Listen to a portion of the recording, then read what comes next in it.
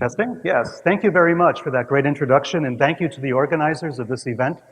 We have a lot of distinguished speakers today. Of course, Richard Hoagland, as I'm sure you all know, and Richard Dolan, Timothy Good, Ed Grimsley. I feel like I'm opening for the Rolling Stones. And who remembers the first act, right? But I'll try to make this memorable for you. We're talking about the origins of the secret space program.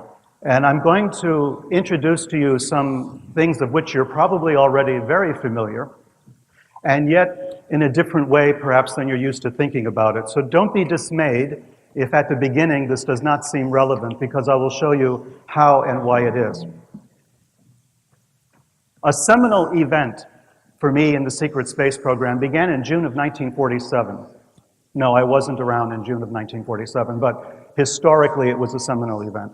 And many of you have heard of the Maury Island affair, a very strange, bizarre incident that took place on the Pacific Northwest of the United States.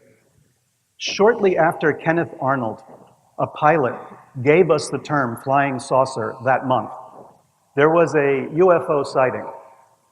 In this sighting, UFOs evidently crashed, rained debris down upon some civilians, killed a dog, according to the story, wounded a child, according to the story. And it led to a chain of events that are very, very unusual, and yet are evidence of something that took place 20 years later that shows us there was a deep connection between the UFO story, as it was promulgated back in the 1940s, and very serious political and military events of the next 20, 30 years. So, Maury Island affair, there's a UFO sighting shortly after Kenneth Arnold gave us the famous flying saucer story. And a man that we know as Fred Prisman claimed that he had been involved in that incident. He claimed that people had been hurt, that he had pieces of the UFO.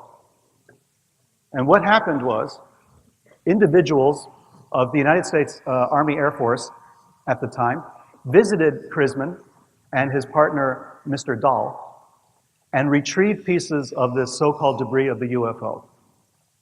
They got on a plane, the plane crashed, and both of these Air Force officers died. These are probably the first two victims, mortalities associated with the UFO phenomenon. The first two, there were many more since then, as any student of UFO history knows. So Fred Prisman is this strange guy, you know, a strange background. No one knows too much about him. He seems to have been some kind of confidence man, some kind of criminal, a crook, but maybe also an intelligence agent. There is evidence that there were intelligence connections to his background. He was also somebody I like to call a wandering bishop, and I'll get to that story in a minute, because this is a striking aspect of this whole field that people have not covered because they don't understand it. Fred Prisman, 1947, seminal event in UFO history. He shows up again 20 years later, being investigated by a district attorney, Jim Garrison, in New Orleans, because of his alleged role in the Kennedy assassination. We'll come back to that in a minute. One of the people investigating the Maury Island affair and all of the UFO incidents that were taking place in the Pacific Northwest in 1947, in the months before and after the famous Roswell crash, was this man, FBI Special Agent in Charge, stationed in Butte, Montana. He was in charge of a bunch of files we call the SM-X files. According to the FBI's own documentation, UFO matters were classified as SM-X, Security Matter-X. These were the original X files. This man's name is Guy Bannister. Guy Bannister is a man who will come up again in our discussion 20 years later as a suspect in the Kennedy assassination. If you saw the movie JFK by Oliver Stone, this was Guy Bannister, the actor playing Guy Bannister. Now we come to another man called Jack Martin. Jack Martin's real name is Edward Suggs. He worked as an investigator for Guy Bannister. He was another bishop. We'll get to that story in a bit. He's probably the same guy as the name that comes up in the files of the Office of Special Investigations of the military as Agent Jack S. Martin, who was investigating UFO incidents in California in 1949. In the movie JFK by Oliver Stone, Jack Lemmon plays Jack Martin. I'm showing you these photographs from the film so you get a kind of context. If you've seen the film, you know that we're talking about real people, real individuals, and their real influence. Of course, Oliver Stone does not go into the UFO aspect of this case. These photographs have never been seen before in public. You're the first people in the entire world that is actually seeing these photographs because they're photographs that were given to me personally by a man who was involved with Jack Martin. Jack Martin, the Jack Lemmon character in JFK, the man involved, they say, in the Kennedy conspiracy in New Orleans, was also, in addition to being an investigator, in addition to being possibly a man investigating UFO incidents in California, in addition to being heavily involved in the group around Lee Harvey Oswald in New Orleans in 1963, was also a bishop in a church, in a weird church, in a church that no one had ever heard of before, in a church that even Jim Garrison didn't understand. In his own documentation, in his own writings, going back to the House Select Subcommittee on Assassinations when the United States government was going through an investigation of the assassinations in the 1970s, Jim Garrison wrote a note, copies of which I have, saying, look into this church stuff because I don't understand it. Well, there's Jack Martin dressed as a priest in the 1970s after the Kennedy assassination. His friend and associate was David Ferrie. David Ferrie and Jack Martin both worked for Guy Bannister. David Ferrie, former Eastern Airlines pilot, rabid anti-communist, very much involved in anti-communist activities. He is another bishop of the same church as Jack Martin. And of course, he knew Lee Harvey Oswald, as we know, in the Civil Air Patrol. In the movie, that was David Ferrie, unforgettable guy in a fake wig and fake eyebrows, talking about enigmas wrapped in mysteries, wrapped in puzzles, wrapped in all kinds of things. So this is the David Ferrie character that made famous in the film. And this is an actual photograph of David Ferrie dressed again as a priest, as Jack Martin was. We have co-conspirators in the Kennedy assassination, as we will see, ties back to the UFO and the space program, who were involved in a strange church, a church that didn't really exist except on paper. And this is the church, the American Orthodox Catholic Church. If you review the FBI files, all of the investigations that were undertaken for the Warren Commission, and later by the House Subcommittee in the 1970s, this name will keep coming up, and no one does any background check on it, no one goes any further.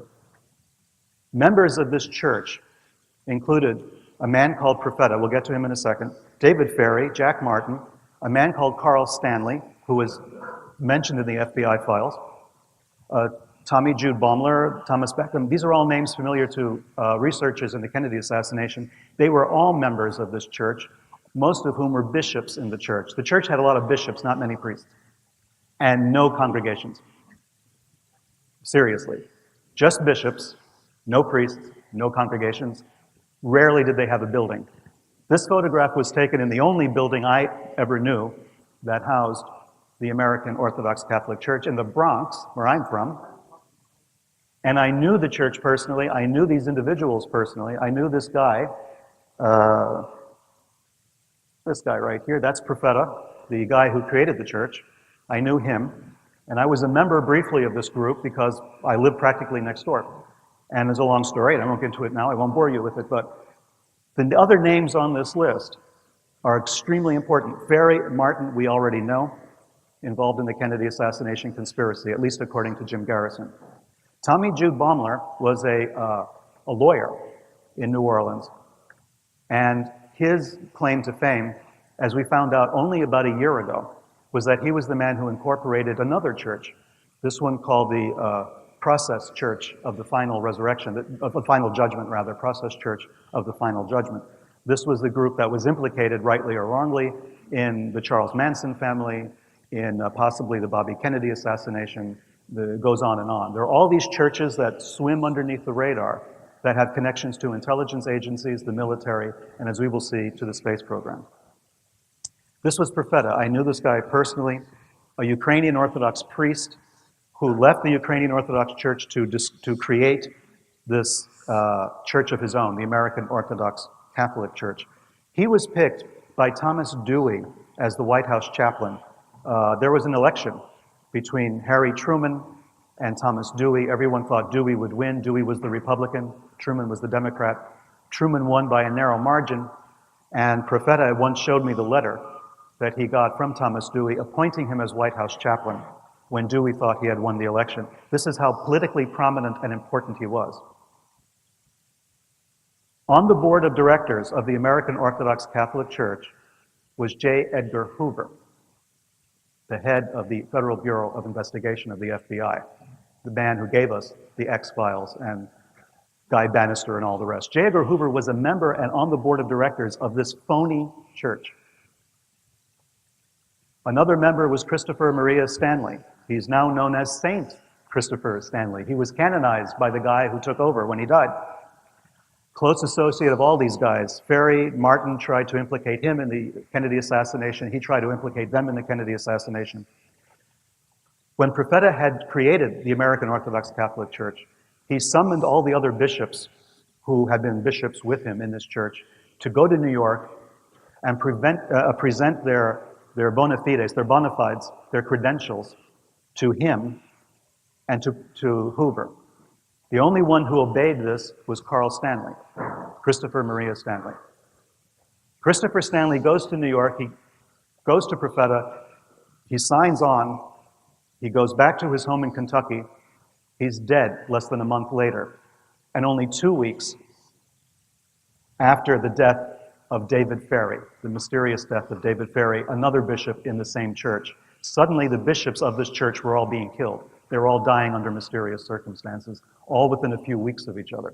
This story you have not heard before, because no one knows what to do with the material. No one knows what to do with this information. So when it comes to churches and guys in funny hats, you know, there is some degree of mystery out there and confusion. This is the organization as I, over the years, uncovered it, starting with our friend Profeta over there, to Christopher Stanley, to David Ferry, to Jack Martin. These were all guys implicated in the Kennedy assassination, and they all wore funny hats. The connection was this, another funny hat, that's J. Edgar Hoover in his Masonic Shriner fez, because he was a Freemason, as I think we all know. So there's J. Edgar Hoover, to Guy Bannister, the guy who investigated the UFOs in 1947, the guy who was writing up all these telexes and letters headlined SM-X file, UFO sighting here, UFO sighting there. Down here is Fred Krisman. He was the guy that Bannister was allegedly investigating. And next to Krisman, there's Profeta again. Profeta, who was on the same board of directors of a church as J. Edgar Hoover. All these people working in concert, all these people working together, a phony church, mysterious goings-on, and really weird hats. So what does all this have to do with the space program? You're sitting there thinking, okay, this is all very strange, but what are we here for? Well, let's fall back a little bit. We'll start to see the threads come together. In the United States, the space race began on Halloween 1936. And you're looking at this charming group of individuals down there, relaxing in front of a rocket. These were America's first rocket scientists. People like Jack Parsons, Theodore von Karman, and this is the launch at Arroyo Seco in California on October 31st, 1936. The very first launching of a rocket by American space engineers.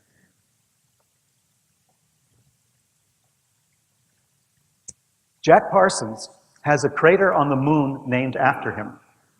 Jack Parsons was a co-founder of the Jet Propulsion Laboratory, JPL, at Caltech in California. When you watch the space shuttle launches or you read anything about it, you'll always come across JPL all the time. He was a co-founder of JPL. Crater on the moon named after him. Solved a lot of issues regarding solid fuel storage of rocket material. And at the same time, he was a follower of Aleister Crowley. The Aleister Crowley, the infamous magician who created his own cult, his own religion. Parsons himself, at the same time he's working on rockets, for the US military, he's also conducting rituals in the desert trying to summon angels and demons. I'm not making this stuff up, in case you're wondering. One of his co-workers, one of his partners in his ritual working, his ritual magic, was L. Ron Hubbard, the man who later went on to found Scientology. Hubbard stole Jack Parsons' money, stole Jack Parsons' girlfriend, ran to Miami and bought a boat. In later years, Hubbard would speak very fondly of Aleister Crowley, claiming he had met him. He never did. Crowley died in 1947, before Hubbard had even actually heard of him. But Parsons was investigated by the FBI as a security risk because he was involved in occult workings. But at the same time, Parsons is a brilliant scientist.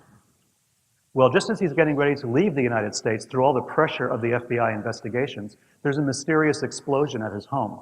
He dies under very mysterious circumstances. The house literally blows up with him in it.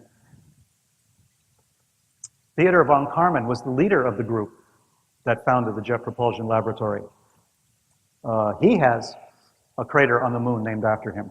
Born in Hungary, studied in Germany, he was a brilliant rocket scientist as well. And he formed the Jet Propulsion Laboratory with a couple of other people, Frank Molina and of course Parsons, Ed Foreman, and a Chinese scientist, another brilliant man called Qian Suisun. Qian Suisun goes on to later fame in another area of rocket science and space science. So von Karman was a guy shown here, by the way, with a Nazi scientist down here. This is Qian up here, and this is von Karman. This scientist, von Karman had known before in Germany and was instrumental in getting him to come to the United States to work on the space program with him. Qian was the man they sent to debrief Wernher von Braun. Wernher von Braun, of course, was the Nazi scientist that was brought to the United States under something called paperclip.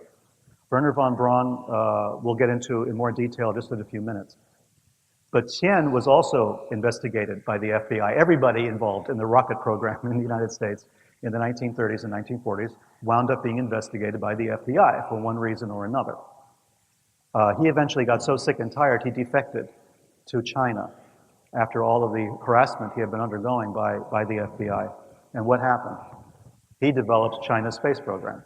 He creates the Silkworm missile that was used to such effect during the first Iraq invasion. When Saddam Hussein invaded Kuwait and all of that, he was sending Scud missiles and all of this. The Silkworms were in use there in the Middle East. So Qian, starting as a patriotic American citizen helping with the space program, through all the suppression by FBI, all the harassment, gives up basically, goes back to China, and becomes a hero in China, develops, jumpstarts the Chinese space program.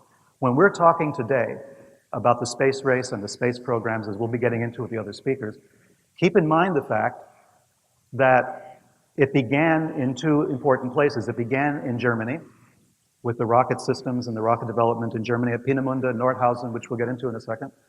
But it also started in the United States. And the reason that China is launching rockets today and launching satellites is because of this man, who could have been part of our space program for the rest of his life, and instead, because of all sorts of political nonsense, wound up going to China and giving them a space program almost complete. At the same time in Germany, in the same year, almost the same month, 1936, we have Fritz Goslau of the Argus company. He begins work on remote-controlled aircraft. And a few years later, December of 1942, we have the first launch, successful launch of the V1. If you've been following History Channel stuff about World War II and the Blitz and all of that, you'll know about the V1s and the devastating effect that they had. This is a picture of the V1 at the time, and this is another one. Later termed the world's first cruise missile. These were launched from aircraft. The V1 would drop from a plane and then go on its way. Aimed at London, of course, and later, as we know, at Antwerp. Devastating weapon, resulting in almost 23,000 civilian deaths at the time. But at the same time, back in 1941, we have the first jet-assisted takeoff launch in California by the von Karman group. Jack Parsons is here. We have Jack Parsons right here watching the takeoff of the first jet-assisted takeoff plane, a jet-powered plane. So here we have the rocket scientist who's also an occultist and a follower of Aleister Crowley and a member of all kinds of other occult organizations involved in these important events of the rocket program. In 1944, of course, we have the V2. The Germans launched the V2. Actually, more people were killed making the V2 than were killed by the V2 because of slave labor in Germany and because of the concentration camp labor that was brought to Nordhausen and later to Mittelbau-Dora concentration camps and the factories attached to Buchenwald. More people were actually killed making these V2s than were actually killed in suffering under them. So the Nazi rocket program, as we know it, started at Peenemünde, was later relocated, and the person in charge of this was General Walter Dornberger, and his assistant was Wernher von Braun. We'll get back to them in a second. Another important personality in aviation medicine this time was Dr. Hubertus Struckhold. He's a man in charge of all sorts of horrendous experiments on living persons in the camps, and yet is considered the father of aviation medicine. He was brought to the United States. He was given his own institute at Randolph Air Force Base in Texas, and they had a building named after him until the local Daughters of the American Revolution decided that having a building named after this guy was probably not the best message to send to our next generations of young people studying medicine, so they took the name off. People were aware that Struckhold was basically a monster. We've all heard of Operation Paperclip, I think. Started as Operation Crossbow, Operation Overcast. The British were trying to get the scientists, Russians were trying to get Nazi scientists, and the Americans had their own program, which they then later renamed as Paperclip. It wasn't just the men, the scientists they were bringing over, it was also their documentation. It was also as much machinery as they could possibly get. We are talking about hundreds of railroad cars, freight cars filled with documents and equipment and machinery. Not talking even about the hundreds at first, and then thousands of Nazi scientists that were brought to the United States. Here's a photograph of the team at Fort Bliss, Texas, Paperclip members. That's a hell of a lot of Nazi scientists. And not a single funny hat among them, I will point out. One thing that's important to remember about the space program in the United States, until 1957, it was not a civilian program. For the first 10 years, or 15 years of its existence, it was a military program. There was no NASA. The National Aeronautics and Space Administration had not been created yet. So all of these people worked for the military. The rocket program was a military program, and you have to remember that's the origins of the space program, was with the Army, which later became the Army Air Force, which later became NASA. I mean, the space program went under NASA. These were supposed to be our Nazis, right? We were sold a bill of goods. I mean, the United States was told us, oh, these people are not really Nazis. They were Germans, they were scientists, they were helping out, they were working for us, you know, they really weren't believers. Yeah, right. Why then, if this is so, did we bring the best and the brightest to the United States, give them whatever they wanted, all the resources that they wanted, whatever they needed, whatever they asked for? And the Soviet Union was the first country to launch a satellite into space. If they were really working for the United States and they had become born-again American patriots and card-carrying Republicans, yes, Republicans, how did it happen that we didn't get a rocket into space, we didn't get a satellite into space, that the Russians were the first? Well, what happened? Weren't they sabotaging our space program since the very beginning? These are the true believers. This is just a handful of the people you'll come across when you research this. Walter Dornberger later becomes the head of NASA. Later gets a board position with Bell Aerospace in the United States. Is considered a rabid Nazi by military intelligence officials who are doing background checks in Germany. They've got witness statements, they've got documents, they've got everything they need to put Dornberger in jail for the rest of his life. Those documents are buried. Wernher von Braun was an SS major. There are photographs of Wernher von Braun in an SS uniform. The SS was not the Rotary. It was not the Boy Scouts. You didn't just, kind of join the SS because it would further your career. No. That didn't work that way. In order to join the SS, you had to prove your racial purity, going back to the year 1750. There had to be no Untermenschen in your background, right? No Jews, no Gypsies, no Slavs, no Democrats. Nobody like that in the background of your racial purity. You had to prove this, and you had to maintain a certain degree of involvement with the SS all the time. The SS was a pagan cult. The SS forbade mention of Christian holidays even in their documentation. The SS was extremely pagan, was extremely anti-Christian, anti-Jewish, anti-everything else. If you had a rank of major in the SS, you did not get that automatically. You got that because you proved yourself. And Werner von Braun was proven later to have been involved in meetings discussing slave labor requirements for the rocket systems at Peenemünde and also at Mittelbau. He was involved in these discussions. He knew about the killings of prisoners, the torture of prisoners. He was involved in all of that. It didn't matter to Werner von Braun. At the same time that he's working for us, we bring him over under paperclip. He's now in the United States. What is he doing? He's sending classified materials out of the country to his comrades back in Germany. We know this. It's part of the documentation. It's part of the record now. These files have been declassified. Werner von Braun was working against the United States almost from the beginning. This is a scandal, But yet we consider him the father of the American space program. I mean, he's the one who got us to the moon, right? Kurt Debus was the first director of the Kennedy Space Center, the first director of the Kennedy Space Center at Cape Canaveral in Florida. He was a member of the SS and the SA, the Sturmabteilung, right, the brown shirts, the stormtroopers, two other Nazi organizations. This is the man who turned in his friends and co-workers to the Gestapo if they made disloyal remarks. This was a true believer, once again. As I say, he was an SS officer. The Allies considered the SS a criminal organization for very good reason. And yet, we put this guy in charge of the Kennedy Space Center. Theodor Zobel, another scientist, performed experiments on prisoners in the wind tunnel experiments. We brought him over. He worked for us. Hubertus Struckold, as I mentioned, tortured prisoners, killed people just for experiments, dumped them into freezing cold water to see how long they would survive, stuff like that. Jumpstarts the Aviation Medicine Institute at Randolph Air Force Base. George Rickey, very famous Nazi, murdered prisoners personally murdered them at the Mittelbau-Dora site, right, is given positions with American corporations in the United States. Emil Salmon worked as an engineer at Wright-Patterson, as you can see. He torched a synagogue. Heinz Gesicke, a rocket engineer. His family in the United States during the war was spying for the Nazis. He was fine, he was okay, denazified.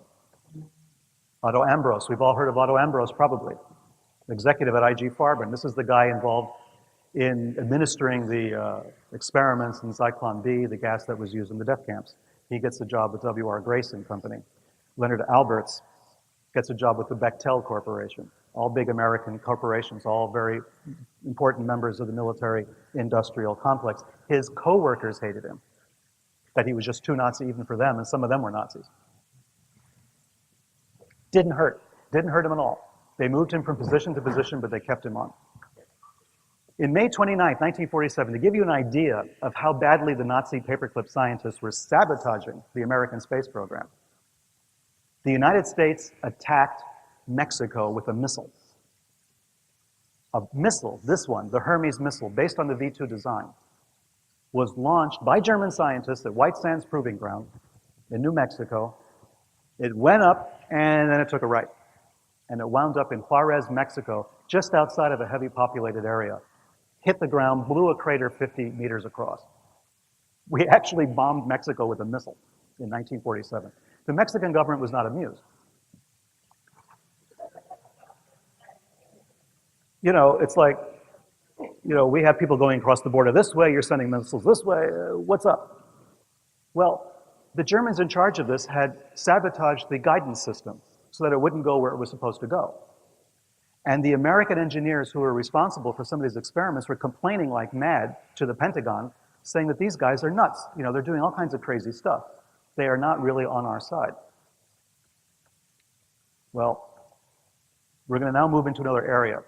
But just for a second, we think about this situation, this scenario. We had German scientists working for us, stationed at military bases in the United States, who were totally unmonitored. They could leave the base at any time. They would go walking through town. They opened up mailboxes. They were receiving mail from Europe. They were sending mail out to Europe. A lot of it went to Eastern Europe because they had colleagues who had been taken by the Soviets in order to help their German scientists, Nazi scientist colleagues in the Soviet Union and in the Eastern Bloc. They were sending American blueprints over to Eastern Germany, to East Germany and to Russia. At the same time, they're working in the United States. These records have since been declassified, not all of them. I mean, God forbid we should declassify records that are 60 years old from World War II, right? You know, you're wondering right now, is there a secret space program? Well, there was a secret space program in the 1940s, for sure. There was a secret space program in the 1950s. We didn't know what was going on. As an American growing up, with the threat constantly of the atomic bomb, and you know, the Russians were going to bomb us and we're all going to die, and I had to hide my head under a desk because that would save me. Growing up with this, we thought that Werner von Braun was a good German. He was not a Nazi, he was on our side. Later, only in the last few years, have we been able to find out that these guys had never been really on our side. They were true believers in their cause. The Nazi Party was not just a political party. You know, it was not Republicans and Democrats, or like we have in the States. It was not people concerned about if we're going to have an ordinance for running a cable line or water or sewer. They cared nothing about that. The Nazi Party was a cult of true believers. Just because they lost the war doesn't mean they lost their true faith. So they maintained it through thick and thin. They looked down on their captors in the United States. To them, it was a toss-up. Do we go to Russia? Do we go to the United States? There was no ideological choice being made. It was strictly a pragmatic one. Where are we going to get the best deal? You know, they were operating on their own. They were operating with their own agenda. So in 1947, we have the Cold War. First, we bomb Mexico, and we apologize for that later. Then we have the Kenneth Arnold sighting. We have the Maury Island affair. We have famously Roswell. In 1947, that same year, the CIA is created. The Department of the Air Force is created. A year later, Truman defeats Dewey. I mention this because of the relationship to the other incidents that we're talking about. In 1950, the Korea War begins. Okay, so now we're in Cold War mode. Russians have poured across the border into North Korea. Okay, the brainwashing thing starts. Everybody's freaking out about the weird science the Russians are using to brainwash American soldiers.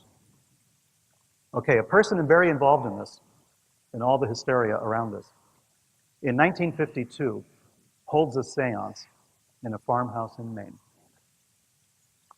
The man is, no, not the Pope, not the funny hat guy, the other guy, Andrija Puharich. Andrija Puharich was a medical doctor, he was an inventor, he was a military man, a captain in the army, stationed at Camp Detrick, later Fort Detrick, Edgewood Arsenal later, he was stationed at. This is the area of the United States, the military that's involved with chemical and biological weapons. Puharich, however, was involved in trying to weaponize paranormal abilities. Puharich's focus in 1952, as early as 1952, is how can we use ESP, telepathy, all these things, in a military capacity? Since now we're facing a Cold War with people who use brainwashing methods, Puharich suddenly becomes a hot ticket item. He's talking about using the human brain and the powers of the brain to do all sorts of horrible things to people. He brings together 9 people in a seance. Now, it doesn't make a lot of sense when you realize who these people are. One of them is Arthur Young. Some of you may have heard of Arthur Young. He wrote a lot of very well-received books, The Reflexive Universe, The Geometry of Meaning. Arthur Young was a great guy. He was the inventor of the Bell helicopter. He sold his rights and all of that. He left military engineering, military development at the end of World War II in order to pursue full-time his interest in the paranormal.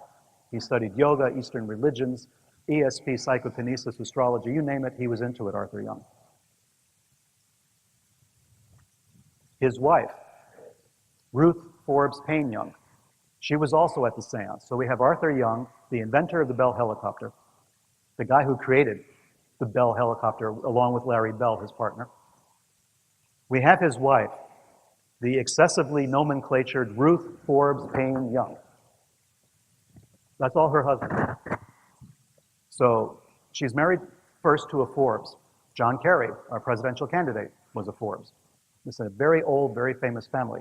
She was married to George Lyman Payne. Payne was a direct descendant of one of the signers of the Declaration of Independence, and related, coincidentally, to an actor called Robert Treat Payne. Long story. But anyway, Ruth Forbes, also married to a Payne, also married to Arthur Young. Not at the same time, one after the other. She has a son, Michael Payne, who then gets a job at Bell Aerospace through Arthur Young's influence, because Arthur Young helped create the company. Her son needs a job. He gets him a job at Bell Aerospace in Texas. Her best friend is Mary Bancroft. Mary Bancroft was the longtime mistress of Allen Dulles. Allen Dulles, as you know, was a famous head of the CIA, the one that Jack Kennedy fired over the Bay of Pigs when he told Dulles he was going to split the CIA into 1,000,000 pieces. Allen Dulles was the one who was fired by Kennedy and who later wound up on the Warren Commission investigating Kennedy's death, very conveniently. So these are two people, two of the nine. So Michael Payne's boss, right? The boss of Michael Payne, Arthur Young's son-in-law, is none other than General Walter Dornberger. And he's shown here. That's Dornberger over here, and that's Himmler over here. And they all got hats. So these are all guys. So Michael Payne has these direct connections right back to paperclip, back to the space program. Michael Payne's wife is also named Ruth. She's Ruth Payne. Ruth Payne is a Quaker. She likes folk dancing, walks on the beach, candlelit dinners, and the Russian language. Allegedly, she's studying Russian. That's Ruth Payne. That's Michael and Ruth in Irving, Texas. That's Ruth Payne again. She's sitting way over on the left. Here is a woman called Marguerite Oswald. Here is Marina Oswald. The picture was taken on November 22nd, 1963, the day that Kennedy was assassinated. That evening, they're photographed in Ruth Payne's living room in Irving, Texas. It was Ruth Payne who got Lee Harvey Oswald a job at the Texas School Book Depository, right on the route where he would be able to assassinate the president. That's Ruth Payne. Ruth Payne had visited Arthur Young and her mother-in-law, Ruth Forbes Payne Young, in Philadelphia in September of 1963. She had Marina Oswald, this Russian defector, the wife of Lee Harvey Oswald, and her children living with her in her house. What was she talking about to Arthur Young, I wonder? Did she ever mention the fact that, hey, I got this Russian defector and his wife living with me in Irving, Texas, Lee Oswald? Maybe you heard of him. He was a Marine. He defected to the Soviet Union, wanting to become a Russian citizen. He redefected back to the United States. He did all of this, and the guy's still only 24 years old. That's pretty good for a 24-year-old. A Marine, somebody involved in the Atsugi Air Base, in radar technicians, a guy who spoke Russian fluently enough that his Russian-born wife thought he was Russian. Now, I don't know about you. I've studied a lot of languages in my time. I mean, Mandarin, Spanish, French, Italian. I've done a lot of languages. I've studied Russian. Russian is a damn hard language to learn. And yet this young kid with hardly any formal education, just barely got out of high school, joins the Marines and learns to speak fluent Russian like that, so much that he can convince Marina that he's fluent, that he's a native Russian.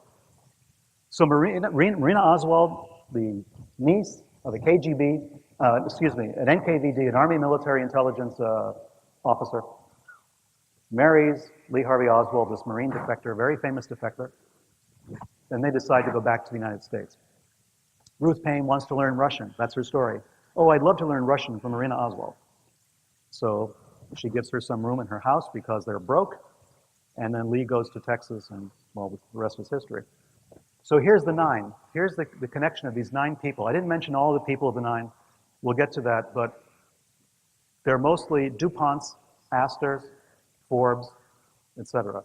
These are the wealthiest families in the United States at the time, blue blood Americans with long pedigrees going back to the Mayflower or to the Declaration of Independence in some cases. representatives of these families were at this bizarre seance. And during this seance, in Maine, they were contacted, according to all the published documentation. I'm not making this stuff up, and I'm not speculating. Puharich himself published this documentation, saying that aliens, a group of 9, contacted the group of 9 who were at this seance and said, we are 9, you are 9, we're giving you the mission, to help transform life on the planet. And what was their first major contribution was, having to do with the assassination of President Kennedy. So this 9, to me, is very strange. We have to ask ourselves a lot of questions. Did that somehow promote, evolution on this planet, or did that do just the opposite? So there's Arthur Young. There's his daughter-in-law, Ruth Paine, Lee Harvey Oswald to Kennedy. The connections are very tight. And another member of the 9, of course, was an Astor, as I mentioned, Ava Alice Muriel Astor. So all American aristocracy. September 12, 1962, Kennedy makes his famous, we shall go to the moon, we choose to go to the moon in this decade, and do the other things, not because they are easy, but because they are hard. The last time an American president talked to Americans this way. We're going to do things not because they're easy, because they're hard, because that's what we're going to do. He told Congress of the moon mission May 25, 1961. In September 62, over a year later, he reiterates this in a very famous speech. You can catch it on YouTube, it's everywhere. Very brilliant, very passionate speech about what we're going to do. And then, of course, in November of the following year, he's assassinated. What does all this have to do with what we're talking about? Okay, in New Orleans, before the assassination, Lee Harvey Oswald gets a job with the William Riley Coffee Company. That coffee company still exists. He went down there to get a job. He worked for a short time. He quits. He tells a coworker, hey, I've just found the pot of gold at the end of the rainbow, according to the quotation. He's getting a job at NASA. Well, in 1957, the Russians sent up a Sputnik, and that scared the hell out of the American military establishment. It scared the hell out of the American people. They said, we have all these Nazi scientists, what are we getting for our, what bang for the buck are we getting here? So we have to do something about this. And so they put the fear of God into the Nazi scientists and said, okay, listen guys, enough is enough, we fooled around enough, now we have to actually do something. And so the government took control of the space program away from the military and gave it to a civilian organization, NASA. The problem with that was they moved the Nazi scientists from the military to NASA. So it was a change in name only. Suddenly you have military scientists who were Nazis, who were true believers. Now they're working for a civilian agency for NASA under the US government. We didn't really change anything. Direct military control was lost, but the Nazis were still in command. After the assassination, Lee Harvey Oswald leaves the William Riley Coffee Company. He never does work for NASA, although we find out that he was probably working out of an office at the NASA site that was an employment agency for the CIA. This is something that's also come up recently. Anyway, he leaves William Riley, he leaves New Orleans, goes to Texas. After the assassination, his co-workers also all get jobs at NASA. At NASA. They're coffee company clerks, and they got jobs at NASA. As I mentioned, Ruth Paine had visited his wife, visited Arthur Young and his wife. Arthur Young believes, or he's been told, that he's been in contact with these 9 supernatural beings. Andrea Puharich, the guy who organizes this, the captain in the army involved in weaponizing the paranormal, he's the guy who discovers Uri Geller, the Israeli psychic who bends spoons by looking at them. He brings Uri Geller to the United States. He gets him involved at the Sanford Research Institute, run by Scientologists, as it turns out. All this other stuff is going on. Uri Geller eventually says he got tired of it. He thought that he was being run by Puharich as an intelligence asset. He really felt that Puharich was an intelligence agent running him as an agent for one of the intelligence agencies. But part of that program was that he felt from time to time he was being put in contact with extraterrestrial beings. Geller was mystified by what was going on in his brain by all of this. Now, whether you think about Uri Geller as being genuine or not, or a player or not, or whatever, Geller is pretty open and honest about his relationship with Puharich. He didn't like him, he distrusted him, and eventually he cut off relations with him. As I said, Ruth Paine finds Lee the job at the Texas School Book Depository.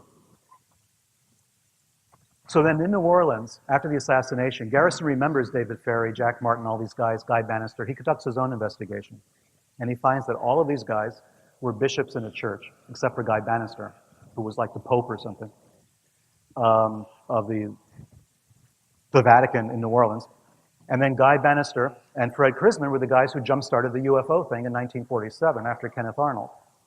So he calls in Fred Krisman. Guy Bannister is dead. He died in 1964, again, mysteriously. So Fred Krisman then is called in. He's interrogated.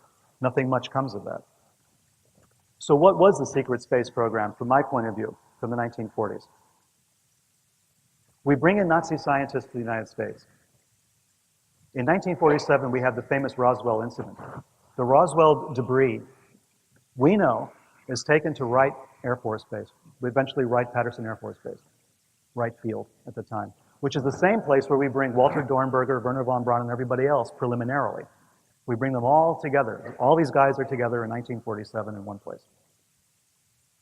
At the same time, we have all these UFO sightings. We have Nazi scientists in the space program. We're afraid the Russians have the bomb. As it turns out, a lot of people had the bomb in those days. We have a group of wealthy Americans, all involved in the militarization of the paranormal. And they make this contact with this extraterrestrial group called the Nine. I wrote a book called Sinister Forces. The very first volume is called The Nine. And it focuses on this strange bit of connections. We have this family, this group of families having a seance in 1952 in Maine, talking to aliens in a spaceship hovering over the Earth, they say. And then later we find tendrils leading out from that seance directly to the Kennedy assassination, among other things. But the Kennedy assassination being the most important and the most obvious one. If you follow the Kennedy assassination, you may know of a guy called George de Mohrenschildt. He was a Russian CIA contract agent who eventually helped in some way Lee Harvey Oswald and Marina. He was involved with them. He commits suicide before he has to give an interview about all of this. In his book, his notebook, his address book when he was, after he was found dead, was the phone number of a man who was also involved with the Nine. I mean, Lee Harvey Oswald was surrounded by so many bishops and so many members of the Nine, the poor guy had no chance, you know. I mean, he was basically surrounded by people who all felt they had some sort of mysterious mission, and Lee Harvey Oswald was the guy in the middle. Oswald himself didn't have much of a connection this way. Connection to military intelligence, probably. That fluency in Russian, which should tip you off right away in those days. But the rest of the connections to the Nine, to the assassinations before and since, are incredible. They're astonishing.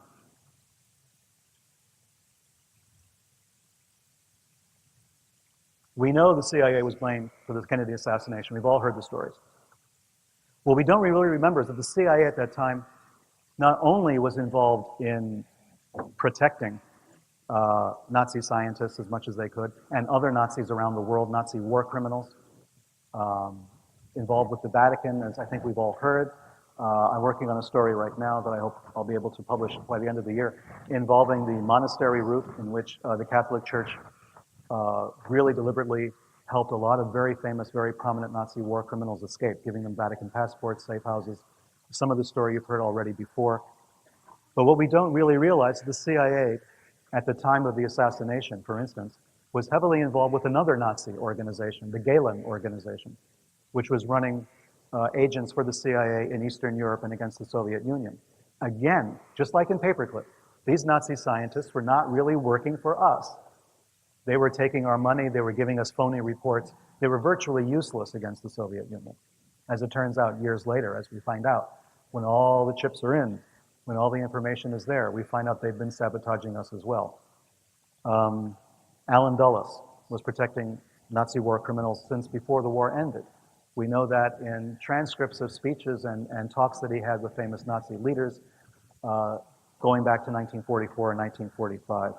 And the fascinating thing about Allen Dulles, bringing all of these pieces of these disparate things together, was that he was Mary Bancroft's mistress.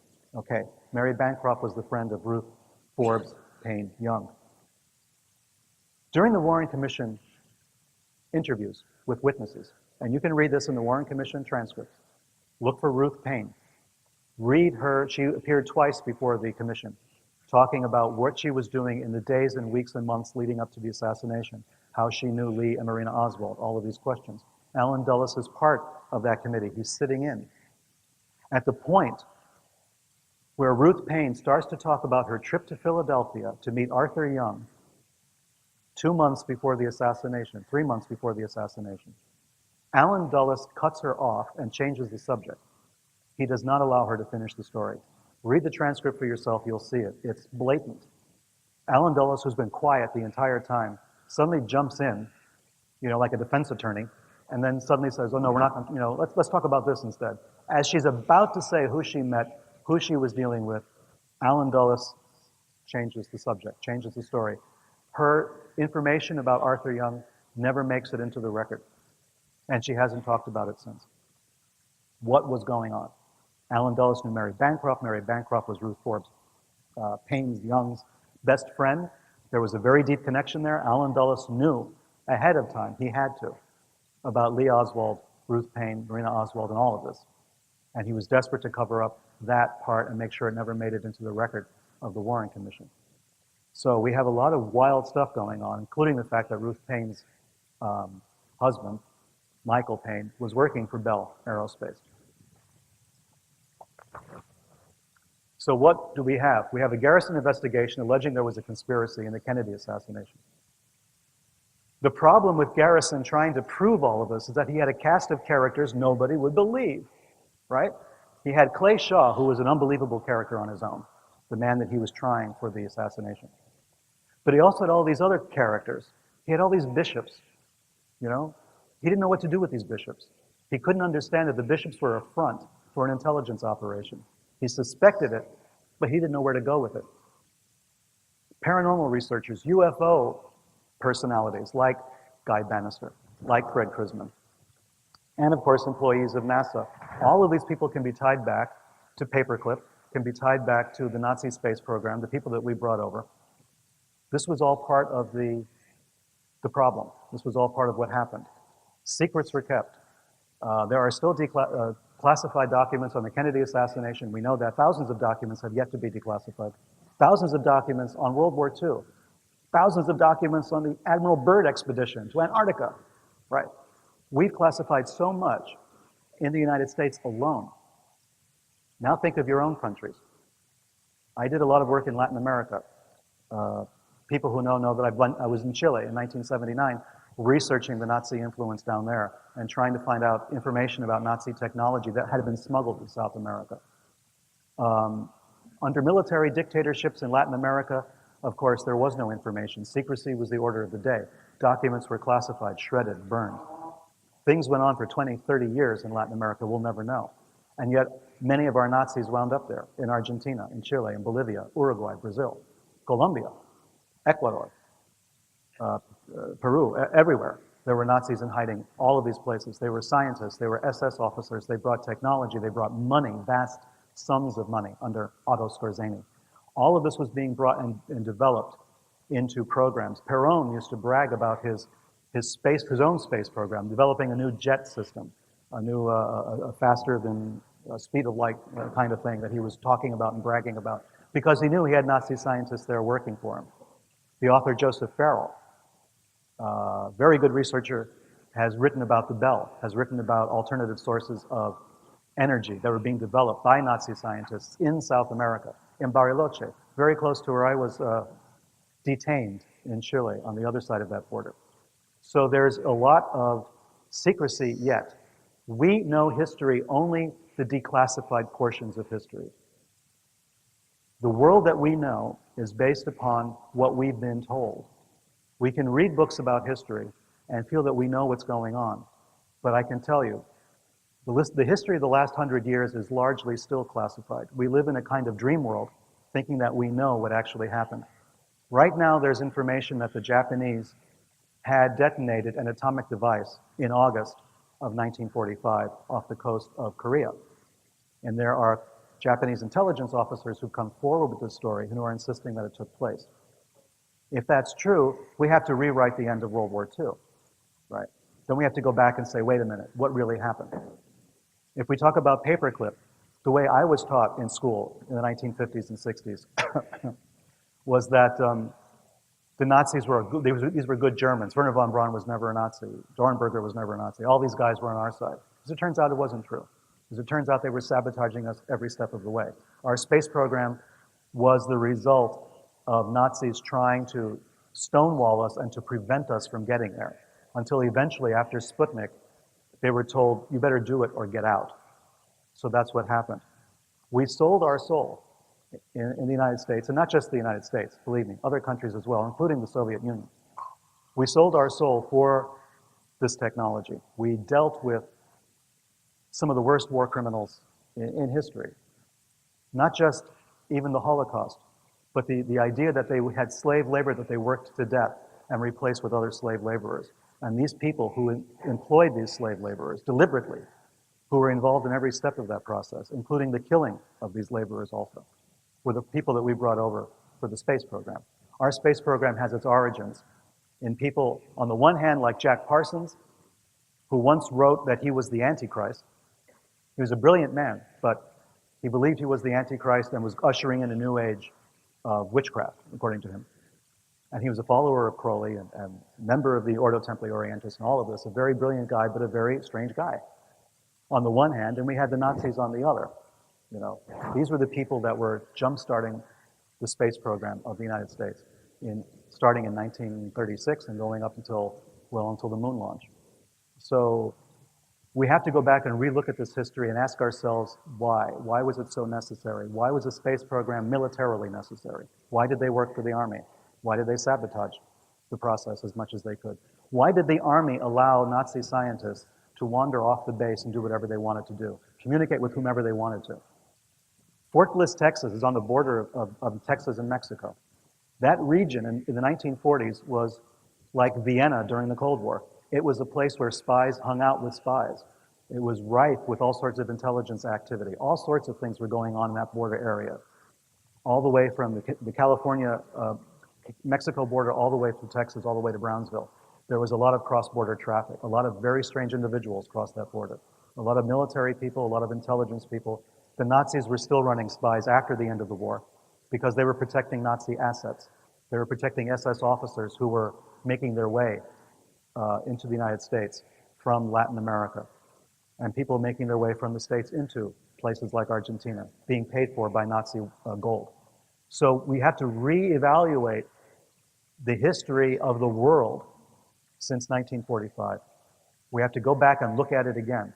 If we want to know what happened, what's going on with the space program, and about breakaway civilizations, about motivations to create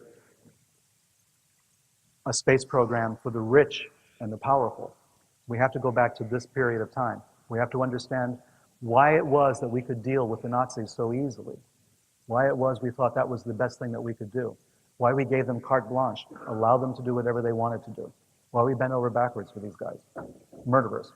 Some of them wound up in positions of tremendous influence in South America. Klaus Barbie became head of the secret police in Bolivia, an official government position. At the same time, he's running drugs, guns, and assassinating communist leaders, socialist leaders, or anybody he particularly didn't like, not only in South America, but in Europe. There were assassinations taking place in Spain, and France, and Germany, on the orders of people like Barbie and Operation Condor in South America. This is all part of our history. These are not footnotes. You know, we're being told they're footnotes. We're being told it's not central to what actually happened.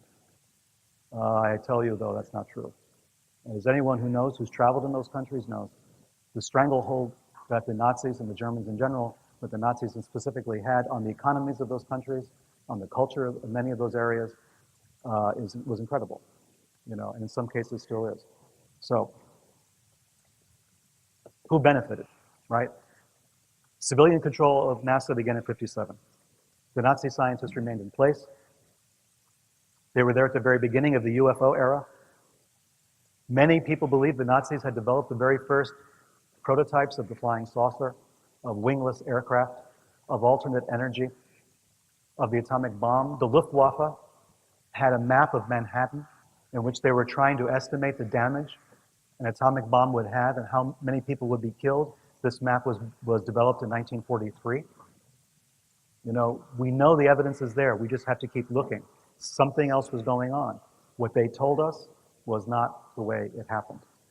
And now my fear is in the United States, because we have the Patriot Act and because we have all sorts of ways to stifle inquiry, to stop information from getting out, more secrets can be kept, more programs can be instituted about which we will know nothing until it's too late.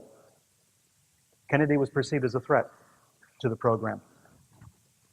He had signed treaties with the Soviets, promised not to invade Cuba. This was against the Nazi ideology. This was contrary to a Nazi platform, not an American platform. Kennedy was a very popular president, you know.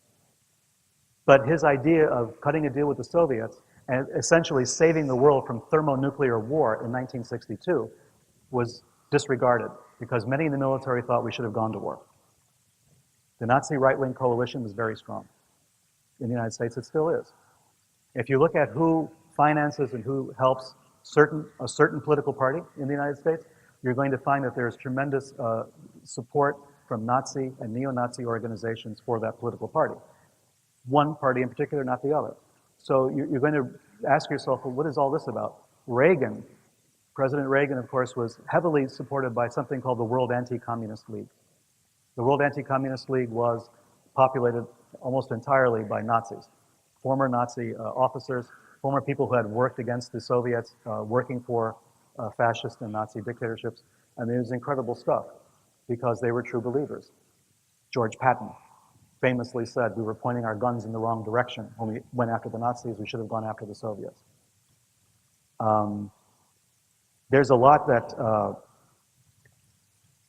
we could talk about, and I don't have the time, I don't think. How am I going for time?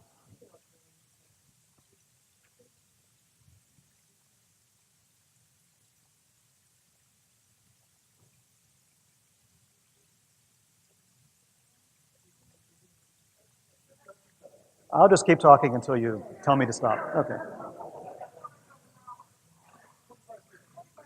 Really? Oh, cool. Okay. In that case, the pause that refreshes.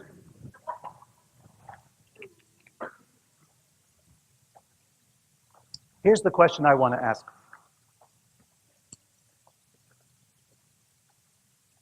What more was there at stake? Why was Kennedy killed? It had to be for some really big reason. It couldn't be because they didn't like his hair, you know.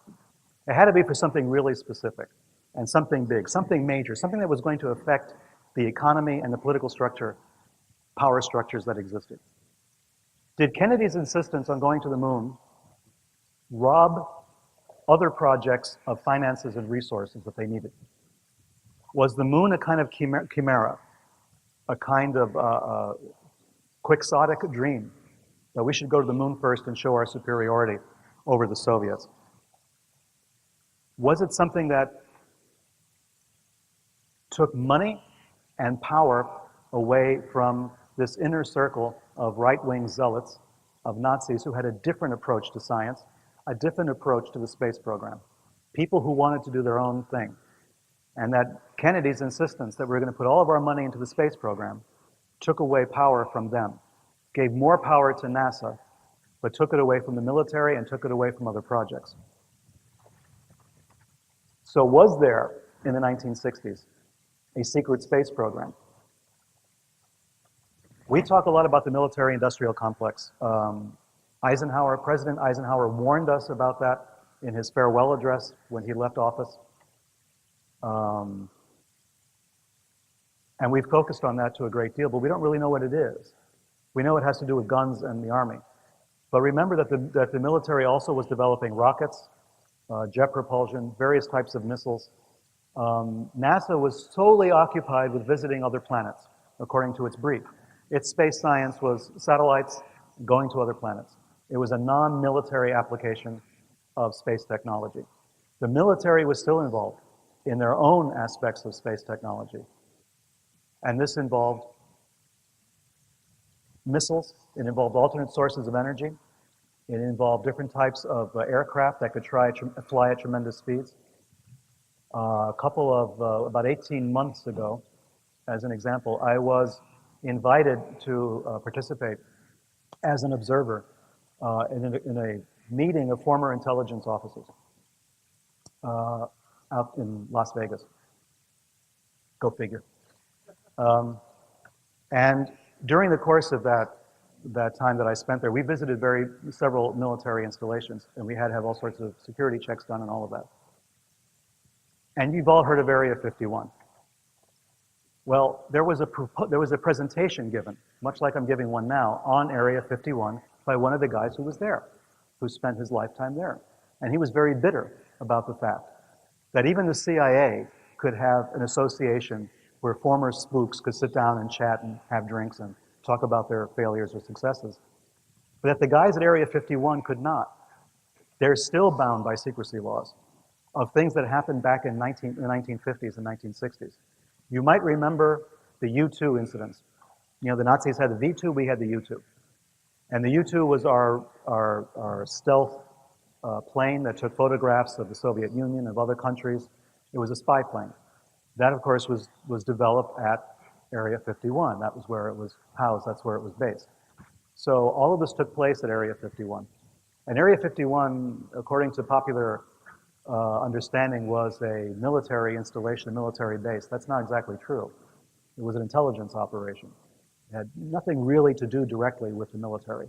It was an indirect relationship that was had at Area 51. So you had the development of the U-2. People, of course, always say they were back engineering, reverse engineering spacecraft or UFOs and that sort of thing there. This guy would not talk about that, of course. He poo-pooed the idea. But his presentation began with a picture of an alien and the theme song from the X-Files, right? So he starts his presentation this way, and of course everybody laughs politely or nervously. And then he goes on to give his talk about Area 51, and thank you. He says I have until 3 o'clock. Sorry. Don't worry. Oh, I've got a lot more presentations in here. Believe me, we could do this all night. Yes. Okay. Sure.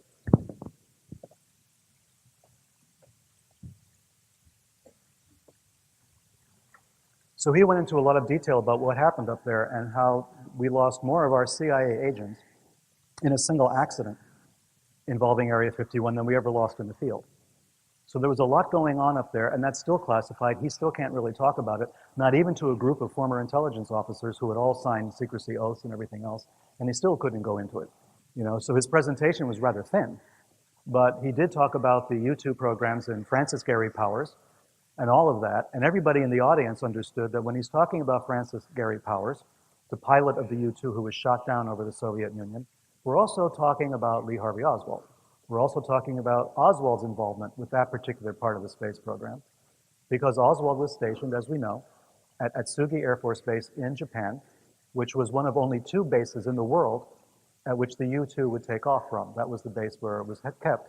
So the flights from Japan went over the Soviet Union, and Oswald's job as a radar operator was in the room with the traffic controllers that were sending up the U-2s. So every time we turn around, in these major political events, we run across the space program again, in some way, shape, or form. It was insidious. It involved all sorts of aspects of American life, things that we would never expect. Why did people who worked at Riley Coffee Company all go to work for NASA? Why did Oswald claim that he was getting a job at NASA?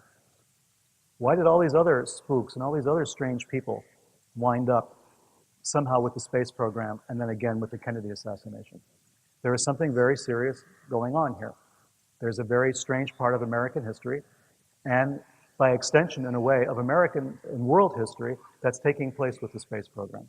If you look at the space programs in Europe, if you look at the space programs in China and other parts of the world, you will see all the connections going back to this one central phenomenon of the space race between the Soviet Union and the United States. And you have to ask yourself, was it really a space race? You know, politicians on both sides may have thought it was a race. Low-level politicians may have thought this. They may have been stricken with fear that we were in a race against the Russians for domination of space. We may have thought this, but the scientists on either side, I think, never had any illusions about this. There was no race. There was a cooperation. You know, someone at some point decided the Soviets can go first. They'll have their Sputnik, and they'll send a dog into space, and then eventually they will send an astronaut into space. The Russians had the first go at it. How could they possibly? When we had the creme de la creme, when we had all of the best and the brightest of the Nazi space program. How did that happen? It had to have been a cooperation between the scientists themselves. This implicates or implies that there was another level of government in the world at that time. That there was another basis of cooperation, of collaboration between people that we thought were dire enemies. That there were networks of people operating throughout the world who cooperate with each other in some way, shape, or form. And this is what we have in the space program. They cooperated so much that people died, people were killed, people were assassinated. Serious investigations into the UFOs led to the deaths of a lot of people. James McDonald, famous scientist who went before Congress and insisted that the UFO sightings were not the result of sightings of the planet Venus, swamp gas, or weather balloons. For this, he was ridiculed. He was later found dead. They said he committed suicide. They always say they committed suicide. That's the standard response. Murray Jessup, right, involved in the Philadelphia experiment stuff and a researcher into UFOs and all of that, commits suicide, they say, in Miami, Florida. You know, all of these people who are seriously involved in this study, who try to promote it, who try to talk reasonably about it, not wild-eyed, aluminum foil hat wearing people, you know, talking that their minds are being controlled from Venus or something. These are serious people. James McDonald was a very serious guy. He was a scientist. He was a doctor, a PhD, a meteorologist. He knew what he was talking about. Dead. Jessup, a very reasonable guy, a very sort of scientific-minded guy, not the kind of wild-eyed guy who would believe anything that anybody ever told him. In the last month or two of his life was extremely paranoid, extremely nervous. He felt that there was something going on, that somebody was after him, and then he wound up dead in Miami. So we have these things connected with the UFO program. Why? If the UFO phenomenon is a figment of our imaginations, if we're projecting stuff onto atmospheric conditions and we're seeing ghosts or something like that, why all of this secrecy? Why all the murder? Why all the suicides? What does that have to do with just believing in 6 impossible things before breakfast? There's something very serious, something that points to people who are willing to spill blood in the furtherance of a goal or an objective. And the best example we have of that in the last 100 years has been, of course, the Nazis and the SS. People who thought that to kill huge numbers of people was justified for a kind of spiritual reason. The Nazis believed very seriously. This was not propaganda. They believed very seriously in the idea that in the blood is the spirit. They believed that your race carried a spiritual component and that those of inferior races, quote unquote, were inferior spiritually, so it was okay to kill them. In fact, it was necessary to kill them to purify the rest of the planet, to purify the race. This was something they believed very sincerely. And they looked to American scientists who came up with this idea in something called eugenics and the race science program. So, when you have people who believe that the ends justify the means, when you have people who believe that murder is acceptable, even on a huge scale, because of the responsibility they have to jumpstart evolution, the next stage of it, and then they lose a war, do you really think they're going to go away? Do you really think they're going to say, shucks, lost the war, I guess we're all going to become Democrats? You know, it's not going to happen. It just won't happen. Many times I've told people the same example of Christianity. Christianity began and lived underground, in cemeteries, in catacombs, meeting secretly at night for over 300 years before it was accepted in the Roman Empire. 300 years. These people who believed in a kind of an impossible thing, a resurrected person, right? They kept on to that belief for 300 years. The Nazis lost their war in 1945, right? 65, 66 years ago. That's not a long time. You know. Some of them are still alive. Some of these people are still alive and they're still having influence in their own countries. They're having influence as far away as Australia. They're all over the place, you know. And as they die off, they have people who are following in their footsteps, people they've talked to, indoctrinated. They don't go away. This is a cult that does not disappear. The problem with this particular cult is that they're very well funded, and they have a lot of supporters in a lot of countries. I should say, including this country, but a lot of other countries. No one is immune. They're everywhere, okay? And I'm not saying this out of paranoia. I'm the kind of person who generally does not behave that way or think that way, but the facts, the documents speak for themselves. The presence of Nazis and neo-Nazis in this world in general is growing, it's not going away. I travel a lot. The last 20 years especially, I've traveled to more than maybe 40, 50 countries. And I find constantly in airports, in developing nations particularly, copies of the Protocols of the Elders of Zion, this famous hoax that was invented by the Tsarist secret police back before the Russian Revolution. I mean, they're being reprinted in local languages everywhere. Henry Ford, the American inventor who invented the assembly line for making automobiles, was a notorious anti-Semite. He was part of the origins of our military-industrial complex. His assembly line technology was used to make planes and jets and bombs and tanks and everything else. Here was a guy who was as anti-Semitic as Hitler, to whom Hitler gave the highest award that Nazi Germany could give to a non-German, in the same year that he gave it to Benito Mussolini. Henry Ford's writings are being reprinted around the world. His anti-Semitic diatribes that go on for pages and pages and pages are being reprinted and available everywhere. I've found it in airports in Latin America and on bookstalls and newspaper stands in Malaysia and Indonesia and in Singapore. I mean, everywhere. Being offered as though it was true. Being offered without criticism, There's a beginning of a wave of this kind of anti-Semitic, pro-Nazi, pro-fascist sentiment that's taking place. And it's taking place everywhere. It's taking place in the United States as well as anywhere else. Because people are afraid. It's the fear that we've inherited. I talked briefly about Charles Manson. I made a passing reference to him.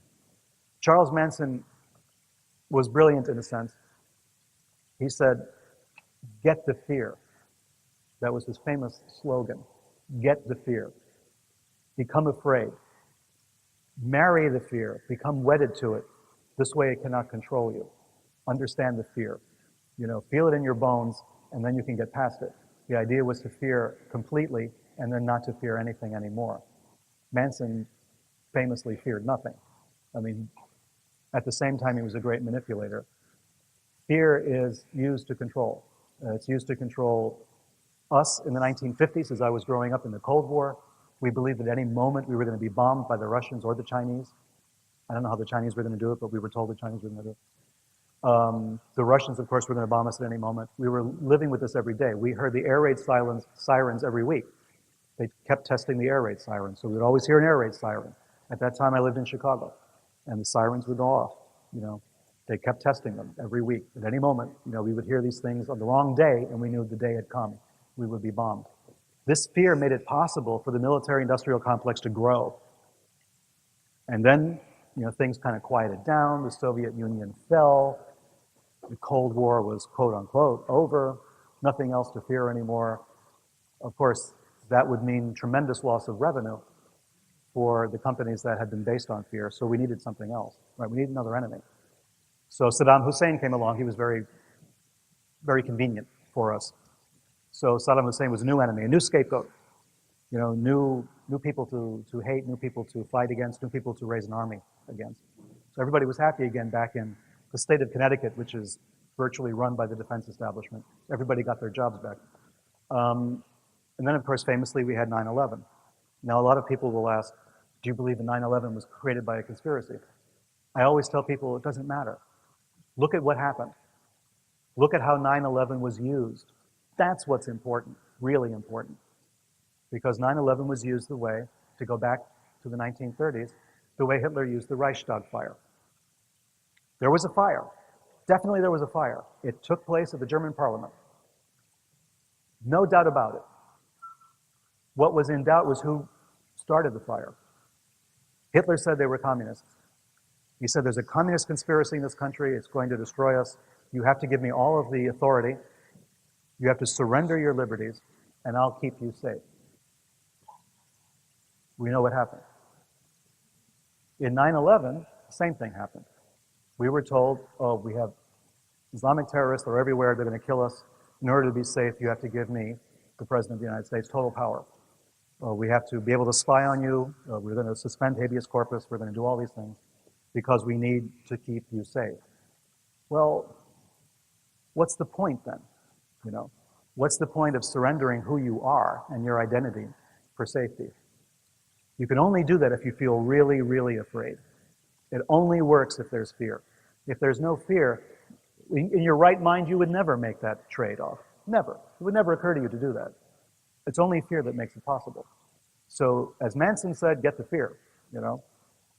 Fear is this great motivator of people, and fear is used to keep us from looking at what may have really happened, what may have really transpired. So, when we talk about a secret space program, as I've said before, why wouldn't there be a secret space program? Why wouldn't there be? We have a lot of people here. We're afraid of certain things, and the people with power are afraid of something else. The people with power are afraid this planet may become uninhabitable soon. They're afraid there may be wars over water. There may be wars over clean air. Whether or not you believe in global warming, whether or not you believe it was created by humans or not the issue. The people in charge, they won't tell you this, but they do believe in global warming. They do believe that the planet is gradually becoming less and less inhabitable. So there would be a secret space program. There would be a program to get as many of their people off planet as possible. Why not? Why wouldn't there be? That's a pretty good investment, I think, of time, resources, money, technology, whatever. We know that individual entrepreneurs are developing their own space shuttles, charging a few $1 million for a seat. That should tell you something, what it's going to cost us to get off this planet, if we had to, for any particular reason. You know, so are there people willing to say, we're building our own rocket ships, like in a Ray Bradbury story, you know? We're going to have our own rocket ships, we're going to leave, you know, and all you guys are going to have to stay behind and deal with whatever it is that, whatever mess we've created. So yes, these secrets will exist. They have to. I mean, the people in charge are not stupid. You know, we may think they're stupid. We laugh at our politicians in every country. But they're not all that stupid. Some of them are, you know, some of them are reptiles, you know, to use a David Icke expression. I'm speaking metaphorically, he's not, but I think we agree, there's common ground there. So you have to ask yourself, what is your position on this? Where do you fit in? Where do we as individuals fit in? You know, if the government can keep secrets, as they did with the space program, as they did with Paperclip, as they did with the assassinations, as they did with Admiral Byrd's diaries, for crying out loud. If the government keeps those secrets, why can't we have our own secrets? You know? Why, as individuals, we're not allowed to have a Patriot Act for ourselves? Why can't we tell our governments, no, you can't have this information about me, it's classified?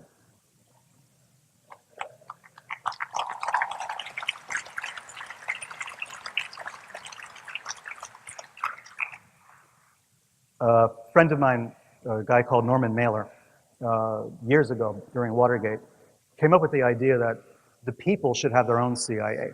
This was his concept. He said there should be a people's CIA, you know, to go out, to work against the other CIA. We should be collecting our own information. Well, things like WikiLeaks have made this possible, right? The internet has made this possible. We have the information available to us. We can start digging. People do come out of the woodwork. They do start spilling their guts, you know. There are people who are close to what's going on, who have a little piece of information, and they're willing to share it. And these people, when you put these pieces together, you can start to see what's really going on. That's a good thing. But also we have to have a way to protect our own information. This is the thing that governments will never agree to. They will say, wait a minute, you know, we're keeping secrets. We have our classification systems. We have documents. We have things that you're not supposed to know because you can't handle the truth, as Jack Nicholson said. You can't handle it. But yet they give to themselves the right to know everything they possibly can about you. How does that happen? How does that work? So I think Norman Mailer was right. What you need is a way to collect information to defend yourselves against the collection of information against you. And there has to be a way to do this. And in the secret space programs that we're talking about, we'll continue to talk about today, you're going to hear about a lot of secrecy. You're going to hear about a lot of suggestions for new types of technology that have been going on. We know that technologies exist, for instance, that would give us free energy or close to free energy. And they've been in existence for a long time. We can't get access to that, because of government policies, because of secrecy, because of classified documents, because of the opposition by corporations. So our lives are on the line, because of these policies that are taken, these positions that are taken. And they're not taken by you and me. They're not taken by people in general. It's not all of us getting together and saying, why, no, we shouldn't have free energy. That's horrible. None of us would agree to that. And yet we have to accept it. And this is what's wrong. This is the kind of mentality that helped to support the space program back in the 1940s and 50s when we brought Nazi scientists over. We were not allowed to object. People did. People did. Jewish organizations wrote letters complaining to Truman, wrote letters complaining to the Pentagon about bringing Nazi scientists to the United States. Truman was on their side. Truman forbade the Pentagon from bringing Nazis to the United States. He said, no, we will not do this. This barters our soul. You can't possibly cut deals with these murderers. The Pentagon ignored him. That's how much power the president has, right? The Pentagon ignored him. It totally ignored him. And internally, the memos that have surfaced in the last few years show that they thought, well, the Jews are overreacting. They saw those films about the Holocaust. We can't trust their judgment right now. Excuse me? How could anyone who had seen the film clips in the late 1940s as they came out of Germany and were being showed at every movie theater in the United States, and all the soldiers coming back talking about liberating the camps, how could anybody have said the Jews were overreacting? They're just being emotional. I know. Must be that time of the month for the Jews.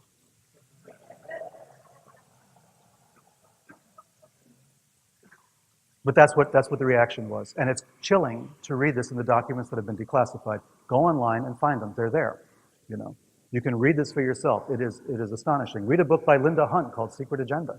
Great book. Okay? She goes into a lot of detail. She reproduces these documents. It was very difficult to get a copy of this book in the United States after it was published. When I was researching Sinister Forces, and I was looking for a copy of Secret Agenda by Linda Hunt, I had to get a copy in French because there were no copies at all in the United States at that time. You could not get a used copy. You could not get a new copy. There was nothing. Luckily, I can read French. Otherwise, what's the point? But I did manage to get the book in French. Now you can get it, you can download it, but you can't get it in print. And here's a book that blew the lid off what was taking place with the paperclip program and how we had been lied to by so many people regarding the Nazi background of people like Werner von Braun and Dornberger, Struckhold, and everyone else. All the Nazis. We're talking thousands that were brought over. Not a few hundred, as normally the history books will tell you. Many more than that. And the paperclip program went all the way through the 1960s, boys and girls. It wasn't just the 1940s or even the 1950s. It went all the way up to 1960 and beyond. We were bringing scientists over that late, wherever we could find them, giving them jobs, setting them up. They became wealthy in many cases.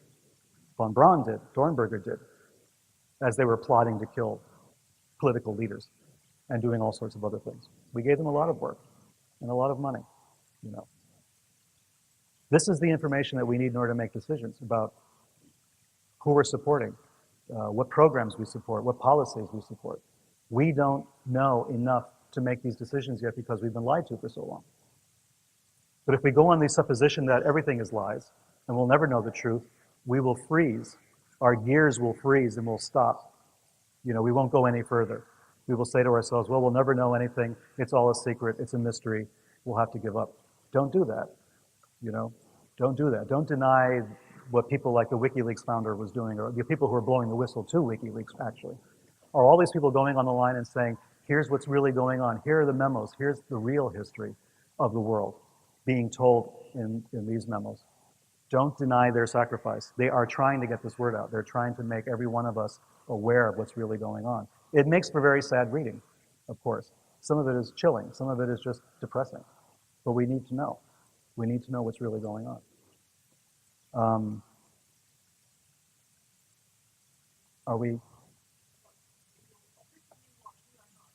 Oh, if officially we're not, no problem. But I won't keep you going very much longer. I think you've heard what I have to say. I think that the other speakers are going to have their own angles on all of this and expand it even more. But I just wanted to give you a lot of things to think about. Think about the assassination of Kennedy because it brings all of these elements together in very unusual ways. Think about the weird churches that were involved because we know more about them today than we knew even 10 years ago or 20 years ago. These churches are still involved. They were involved in Iran-Contra. They were involved in the former Yugoslavia in all of the fighting that was going on there. Church leaders, their names are connected to all of this. They're still running operations. It's still a covert ops organization. The American Orthodox Catholic Church, you'll find them everywhere. And they're running agents all sorts of places. Not everyone is an agent. Some of them are very sincere people, but not many. So keep an eye on that. Keep an eye on what's going on. When you find anomalies in the news as you're reading it, pay attention. When you find things that don't quite make sense, pay attention. When a name shows up in one news story that had showed up in one 5 years ago that you remember, pay attention. You know, when these things happen, when these so-called coincidences take place, that's when you realize there's the action of what I call the sinister forces at work. So if you pay attention, you will learn something. It'll make you a little nervous, it'll make you a little fearful, but it will be real information. It will be something you can really know and use and understand. So thank you very much for your patience. Thank you very much for listening.